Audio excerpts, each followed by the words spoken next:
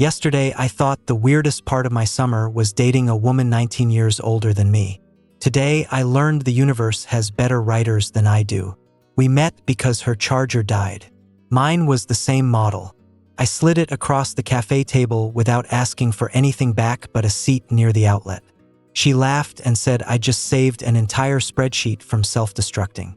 She looked like she'd already survived 3 different lives. Neat blazer, hair up, the kind of calm that usually comes from chaos training. When she smiled, there was a small crinkle near her eye, the kind that says, "I know the joke before you make it, but go on." We started with rules. No photos, no social media, no crossing into each other's work. She was honest. Divorce finalized, 1 kid, a schedule like a game of Tetris. I was honest. Summer classes in the morning, new job starting next week, a budget like a paper airplane. She told me her ex loved rules in public and loopholes in private. I told her I like tea over coffee and movies where the hero doesn't yell. We clinked ceramic cups as if we'd signed a contract. First week, we talked about old music and bad kitchens. She could roast a chicken and also roast your life choices, but softly, like a warm wind that moves you anyway.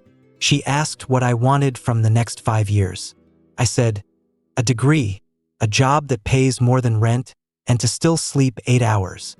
She said, ambitious, and her mouth tilted like a compliment. The first red flag didn't arrive like a siren. It arrived as a text to her phone, a number she hadn't blocked because blocking, in her words, was a reaction, and he loved those. The message read, "You still make terrible choices." I watched her put the phone face down and turn the conversation to a landlord who thought air conditioner was a myth. I asked if she wanted me to block the number from my end. She said, "No, he wants to watch me react.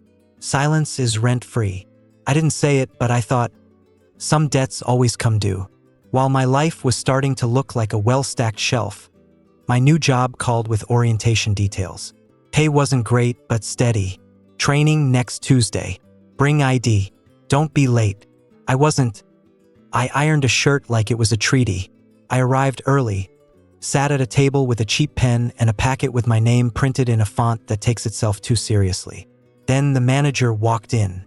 You can learn a lot from the way someone enters a room. He didn't stroll or stomp. He slid in like a bookmark into a page he'd already read. Mid-40s, company polo, haircut that says, "I have meetings." He wrote the date on the whiteboard like it owed him money, then turned and scanned faces like a barcode reader. His eyes paused on my name tag 1 second too long. "Alex," he said, "welcome aboard." His mouth smiled. His eyes didn't. In that gap, I understood 2 things. First, her ex had a new hobby. Second, mine. Orientation droned. Policies, breaks, write-ups, the words that make civilization possible and also make eyelids heavy. He moved us to scheduling. That's when I saw the name at the bottom of the memo. Manager. Daniel Carter. I didn't need a detective to connect the dots. I saw his eyes drop and rise like a small elevator. He knew I knew. He enjoyed that. Afterward, he called me buddy and asked about my class times, as if I were a puzzle. I told the truth. Mornings in summer school, evenings free, weekends variable. He nodded like a cat watching a fishbowl. The first schedule hit my inbox at 1:13 a.m., updated training. It said. The next day's shift had moved to collide with my exam. I replied at 7 a.m. when polite people are awake. I have an exam 8 to 10. Can do 11 to 3. No reply. At 10:07, another email confirmed my absence as a missed training. I called the front desk and asked them to note I'd written. They said they would. I printed the email. I didn't know why yet. I just did. He didn't break rules. He bent them around my neck. Every coaching occurred after a shift I didn't work because he'd switched it overnight. Every check-in was scheduled during my class. When I asked for at least 24 hours notice, he told me he expected flexibility. I told him I expected the handbook to mean the same thing on Tuesday as it did on Monday. When you realize someone enjoys small power, it becomes a science experiment. You don't rage. You measure. I created a folder called Necklace. I put every late-night schedule in it. I added timestamps, my responses, and the polite replies I got from the front desk. His emails were short, clipped, polite like a guillotine. Mine were longer, tireless, boring, confirming receipt, per section 5.1. Appreciate clarity, please advise. Boredom, I learned, is a weapon. Drama thrives on sparks. Procedure is a fire blanket. He tried a different tool, a verbal warning. We were in the back office that looks like 3 brooms applied for a mortgage. He said I'd missed 2 trainings. I said I'd replied to both, citing exams. He slid a paper toward me anyway. It's just a note in your file, he said, voice softened like butter in a warm kitchen. Sign to acknowledge. I'll acknowledge, I said, and I'll take a copy per policy. He paused. Power likes opacity. Policy likes copies. He called it unusual and then remembered the line in the handbook I remembered, too. I put the copy in my bag, next to a granola bar and the charger I still owed the cafe goddess for. The universe doesn't send thunder. It sends coworkers with screenshots. One of them DM'd me late one night with a photo of a group chat. Daniel had shared a half-cropped photo of a receipt and a joke. Guess who's living off older women this summer? The replies were 2 laughing emojis and 1 careful silence. I stared at the screen until the light burned a square into my retinas. I did not reply to the DM with words like coward or lawsuit. I wrote down the time, the names in the screenshot, and 2 sentences to myself. Gossip is a boomerang. Let it fly. 2 days later, Daniel made a mistake big enough to measure without a magnifying glass. He scheduled me to close the building alone. Our site requires 2 staff after 9 p.m. for safety. Robbery risk, parking lot lights, a door lock that sticks like it's making a point. I arrived and found the other name crossed out. Someone called off. The shift lead said, Dan said you're fine. I checked the handbook, section 7.2, and wrote an email to the general alias and CC'd Daniel, confirming I'm solo tonight. Section 7.2 requires 2 for closing.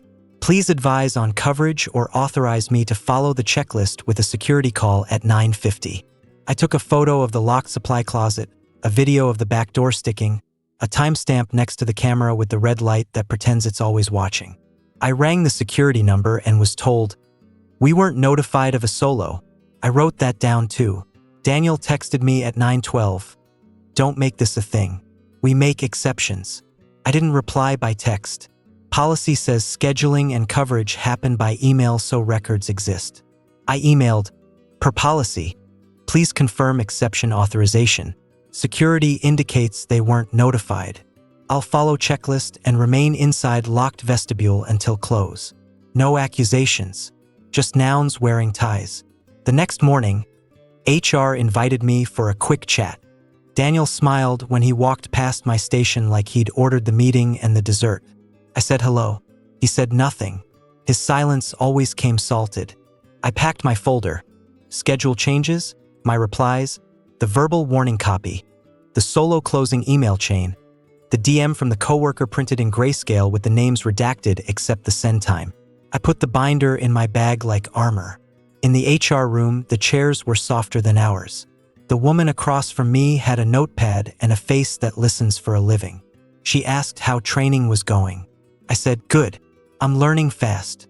She asked if anything made it harder than it should be. I said, late night schedule changes, a write-up for a shift I wasn't scheduled to work, and a solo closing that didn't meet policy. I put copies on the table, a neat small stack like a school project that grades itself. She asked for dates. I had them. She asked if I'd spoken to Daniel. I said yes via email, here are the chains. I kept my voice level, like I was reciting a recipe for bread. Flour, water, salt, time. Anything else we should know? She said, pen ready. Only if you need context about potential conflicts of interest. I said, because if you drop a bomb, you should show them the fuse first. She looked up. Go on. My personal life overlaps with Daniel's past. I said, I'm dating his ex-wife. We kept it private to keep the workplace clean. I'm not looking for drama. I'm looking for a job I can do. Silence is a mirror. In it, I watched her do math in her head. She asked if Daniel had mentioned it. I said no. She asked if he could reasonably know. I said yes. She asked if there was evidence of targeting. I slid the updated at 1:13 a.m. schedules across the table and the verbal warning with the date it was slipped into my file. I slid the solo closing note with the security call transcript. I did not slide the gossip screenshot. She didn't need a boomerang today. She needed gravity. "Thank you," she said finally. "We'll look into this." "May I ask one thing?" I said.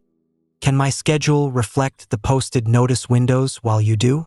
I don't want special treatment. I want the rules to be the rules." She said, "That is not special treatment." She wrote something down that looked like a square with a check mark. I hoped it was my life. At home, I told her. She sat on the couch with her legs tucked under like a question mark and listened without breathing too loud.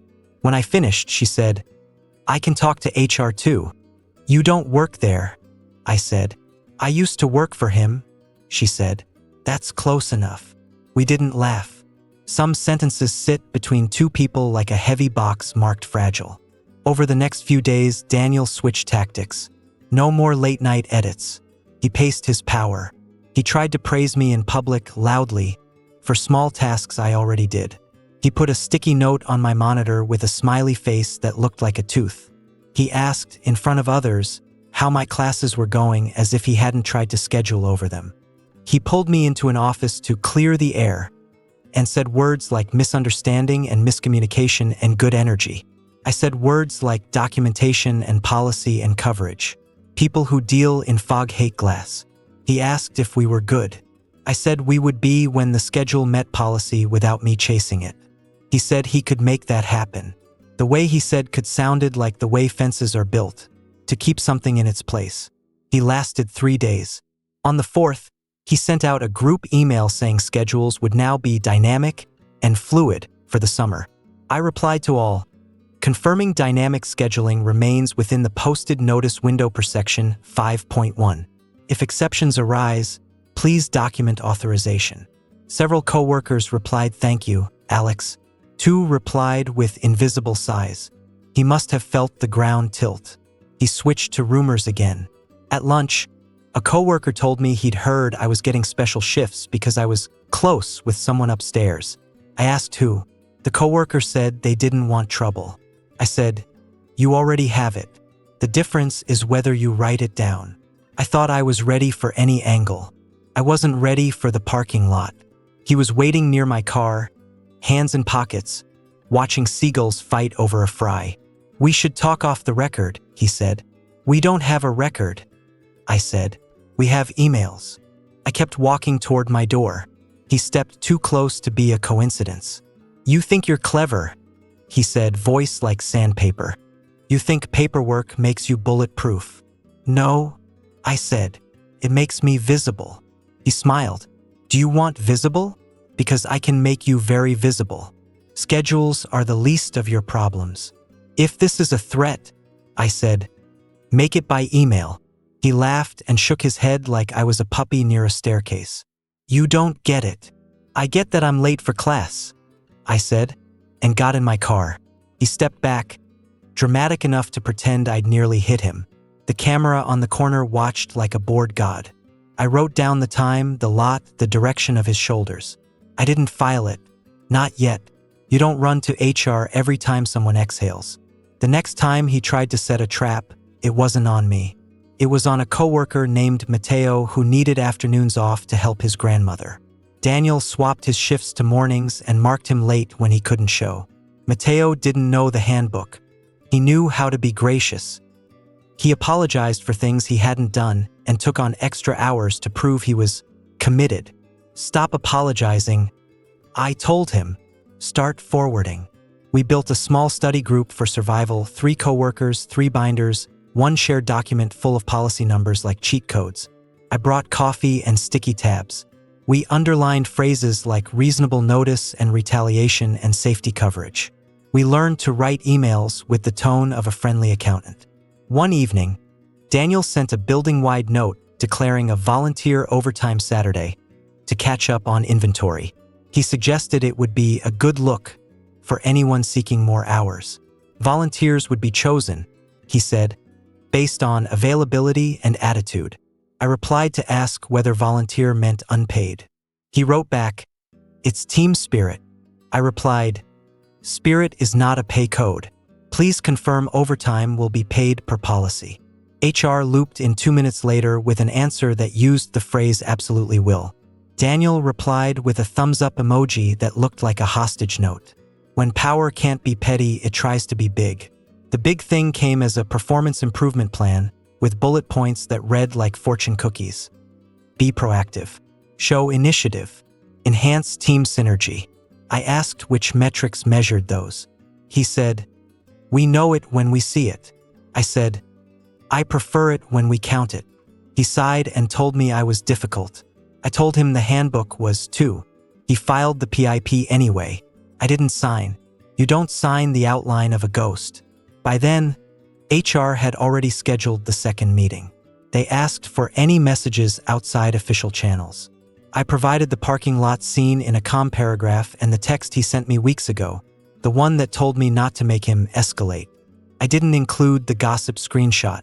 It smelled like gasoline. We already had a spark.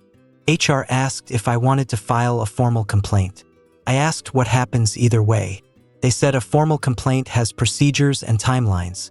Informal notes can still trigger review. I said I wanted something between a fire alarm and a novel. Enough to matter, not enough to bury me in meetings. The following Friday, Daniel wasn't in the building. No announcement. No cake. Just a group email from HR reminding everyone that schedule changes must be posted with notice, that coverage policies exist for a reason, that professional conduct includes how we speak about colleagues. They added a line about conflicts of interest should be disclosed to HR to ensure fairness. That one sat on the page like a quiet hammer. My schedule stabilized. Mateo's did too. The volunteer overtime turned into paid hours and then into, "We'll do it Monday with 2 people." The sticky notes stopped. The smiley faces retired. My binder started to look less like armor and more like a book I could put back on the shelf. I told her over dinner. Chicken she didn't roast this time because we were tired of metaphors. She asked if I felt safe. I said I felt normal, which is underrated.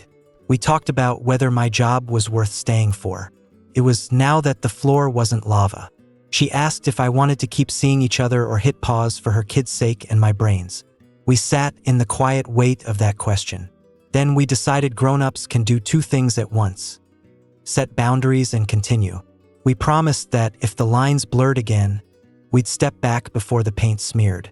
A week later, Daniel appeared in a different store on the other side of town. He passed me in a parking lot as if I was a painting he didn't like. We didn't speak. I heard later he'd been reassigned while HR evaluated some concerns. I didn't cheer. There's no confetti in paperwork. But there is relief.